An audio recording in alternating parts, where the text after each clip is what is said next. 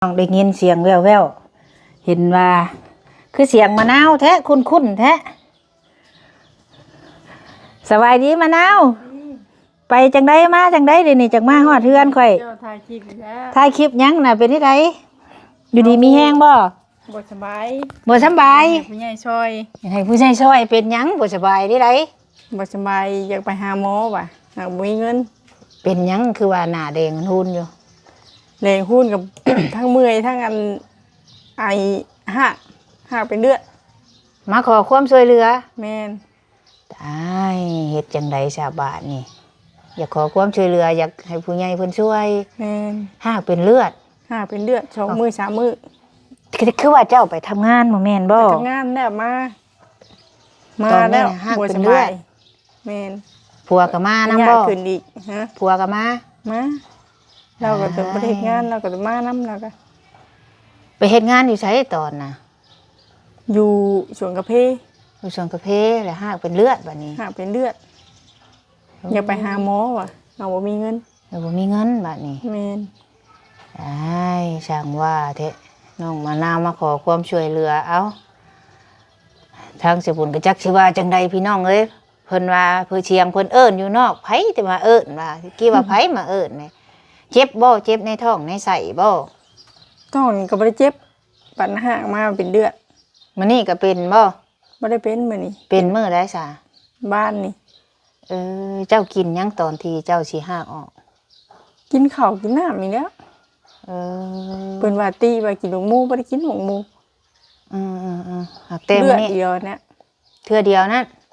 หากบ่ได้เจ็บในท้องในไส้3 เทื่อผู้3 4 เทื่อผู้ห่างเป็นเดือนเอาไปหาเงินบ่ได้บ่จ้ะเงินน่ะ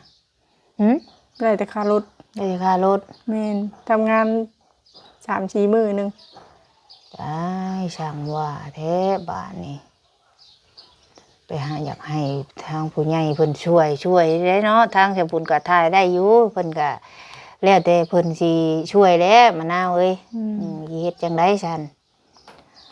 ทางเฮาก็บ่จักความสิว่าพี่น้องเอ้ยเนาะแล้วแต่ทางผู้ใหญ่เพิ่นสิ เมตตาเด้อเจ้าก็ได้เฮ็ดจังได๋ซั่นดำจะบ่นาน่ะ3บ้านหน้าบ้านและหน้าบ้านหญ้าหลายเจ้ามาแล้วเจ้ามานอนอยู่เฮือนนี่บ่มานอนอยู่เฮือนแม่เจ้าเพิ่นว่าแนวใดแม่ก็จะไปหาหมออยู่หาบ่มีเงินแม่ก็สิไปได้เกิดบ่งยังบ่มีแหละไปหาหมอเบิดหลายแล้วว่ะเบิดหลายแล้วไปกวดบ่แม่นสิเบิดน้อยๆเด้เบิดหลายนะอยู่เมืองเนาะในเมืองแม่นดำด้วยจ้ะนะงดดำแล้วฝนบ่ตกหากบ่ได้ตกมื้อนี้ก็เดียวเนาะแม่นหากบ่ได้เจ็บติให้ท้องให้ไส้บ่ได้เจ็บมันเป็นเลือดออกมาจะมาแต่มื้อใดซะอันนี้มาแต่มื้อวันพุธมาแต่มื้อวันพุธมะนาวเอ้ยจักสิว่าจังไดไปทำงานไปเผาสวนกาแฟไปน้ำไผไปน้ำผัวแน่ไปน้ำผัวนะไปได้จักมื้อไปเผาสวนกาแฟได้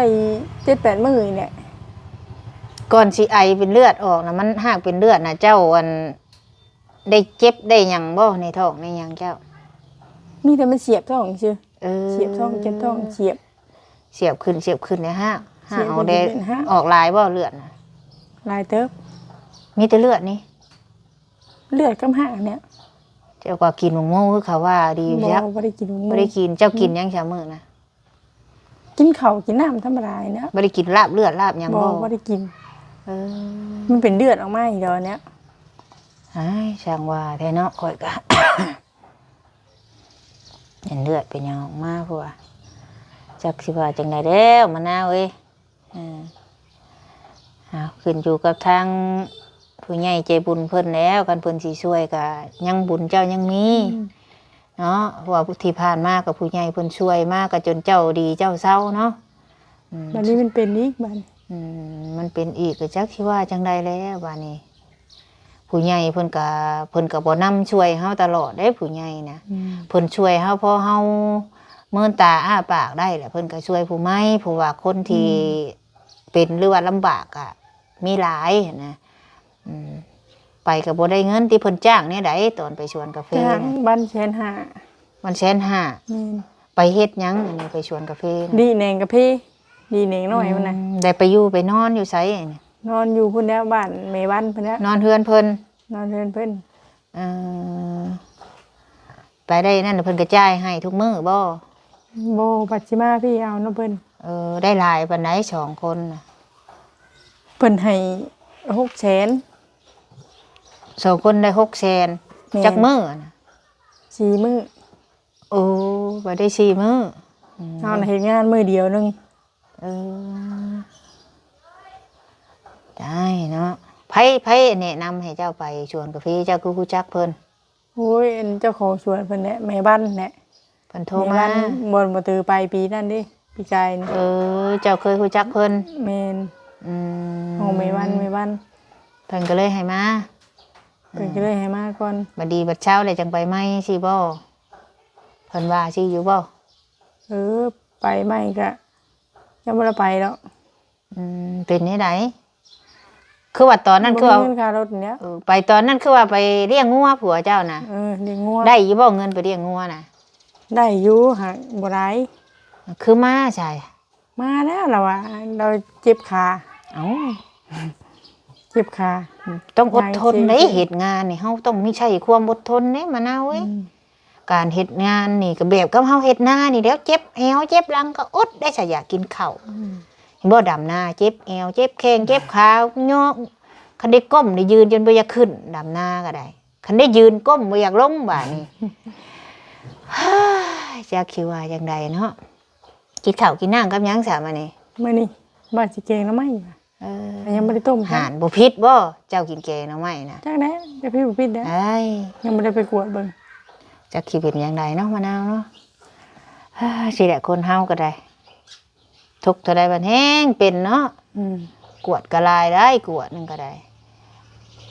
จ้างรถมาจะบนสวนกาแฟน่ะอยู่ไสอยู่ปากช่องบ่หรืออยู่ไส บ่แม่นปากช่อง อยู่ไส บ้า ค่ะ นเนี่ยเขาลืมเลย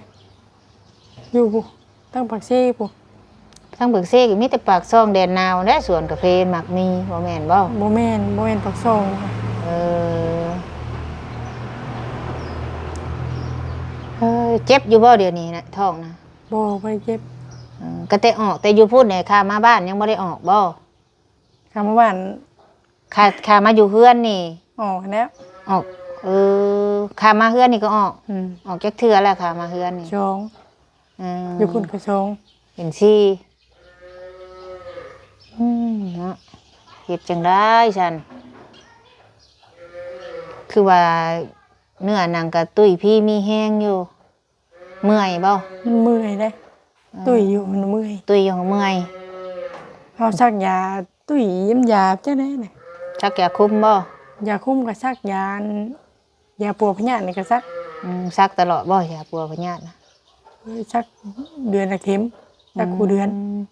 ยังมีผู้ใหญ่เพิ่นซักช่วยซักให้อยู่บ่ยาก็ได้ มีกันสุดท้ายเพิ่นน่ะ เพิ่นว่า สุด นะ ท้าย บ่ แม่น แม่นแล้วเพิ่นก็เบิ่งเฮาซำนั้นแหล้วเพิ่นก็เบิ่งมาแต่ดนแล้ว คิดเบิ่งแล้วเฮากับลูกเพิ่นก็บ่แม่นหลานเพิ่นก็บ่แม่นเพิ่นช่วยเฮาดีมาซำนี้ก็เฮาก็พยายามหาเฮ็ดเวียกเฮ็ดงาน มันสิขึ้นไปซื้อยากินว่ะ ยังเกลือมียาดีอยู่หันปลาช้อน ถามเราเบิ่งเนาะโอ้ย กินพอได้อยู่ได้ พอได้ทุเลาเนาะจักคิดว่าแนวใดเนาะมะนาวเนาะข้อยก็หากะมาแต่ตลาดกำลังว่าสิเข้าอาบน้ำบ่ะได้ยินเสียงเอ้าไผมาเอิ้นมากับกันคุยเวียกแน่เมื่อกี้นี่ก็เลยว่าเอ้าเสียงไผว่ามาไขเมื่อกี้ว่าหลานมาเอิ้นบ่ว่าจะบุญว่าสิขึ้นไปซื้อยากินจะคิดว่าจังไดเนาะมะนาวเนาะจ้างค่ารถเบิดเท่าใดมาบ้านเฮาจากพุ่นมา4 แสน4 เบิด404,000 แม่น มาฮอดซิโน่เลยไปเอาบัดนี้ บุญลูกลุง จะบุญไปรับชักคิดว่าจังไดเนาะมะนาวเนาะ แล้วเหตุงานกับสุขภาพบ่แข็งแรง มันก็เฮ็ดบ่ได้เนาะ มาแล้วไปหาดำนาจ้างเอาเด้อวันนี้เด้อพอได้เงิน ไป เด้อ สิไปอยู่กับมามันบ่เมื่อยแฮง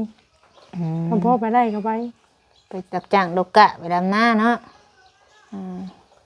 ชงขี่บ่มีพยาธิแท้น้ำท้องน้ำไส้ดีเช่าเลย มีนะ นะเดี๋ยวถ่ายอยู่นี่ข้าวหนึงเด้อเดี๋ยวสิให้เงินไปซื้อยาจักเล็กจักน้อยเด้อ โดย เอ้าข่อยก็มีบ่หลายข่อยก็เลยให้ได้ซ้ำนี่เด้อพอได้ไปซื้อยากินน้ำมะนาวเด้อ ขอบใจเด้อให้อยู่ดีมีแฮงเด้อเด้อ ให้เศร้าไว้เด้อเจ้าก็ได้เด้อไปซื้อยากินยบดีเด้อไปถามเพิ่น ตามเพิ่นว่ามียาอันดีห่าวเลยเป็นเลือดเนาะมียาดีบ่ เคยเว้าให้เพิ่นฟังอยู่บ่ขามานี่ เบาอยู่ อืม เอาไปถามชื่อยาเพิ่นยังบ่มีเงิน ถามเบิ่งถึงเทื่อมันกินยาแก้อักเสบมันแหน่น้ำเพิ่นหั่นถึงเทื่อเฮาอักเสบออก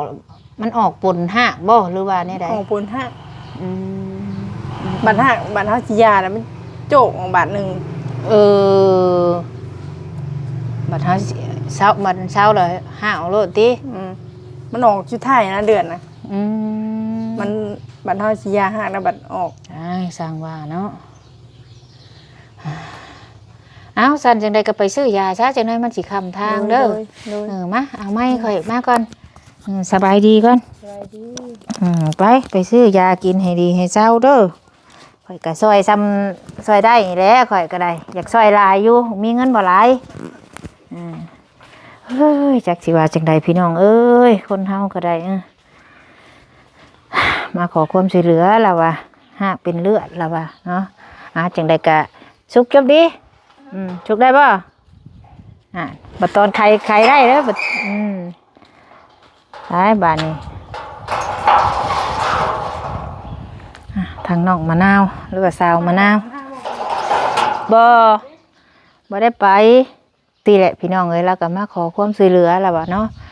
เฮาจังใดก็ขึ้นอยู่กับทางผู้ใหญ่เพิ่นแหละเนาะเฮาก็ได้เพราะว่าทางเฮาก็มีแต่เป็นสะพานบุญให้ทางผู้ใหญ่ใจบุญเพิ่นทางสบุญก็ได้ซอยซ้ำซอยได้เนาะเฮามีหน่อยก็ซอยหน่อยพี่น้องเอ้ยเฮ็ดจังใดมาขอความช่วยเหลือว่าซั่นจักสิว่าจังใดก็ขึ้นอยู่กับทางผู้ใหญ่เพิ่นสิพิจารณาแหละเนาะพี่น้องเนาะทางสบุญก็สิขอจบคลิปพี่น้องเอ้ยมื้อนี้น้องมะนาวแวะมาขอความช่วยเหลือเนาะจากให้ผู้ใหญ่ใจบุญช่วยเหลือว่าซั่น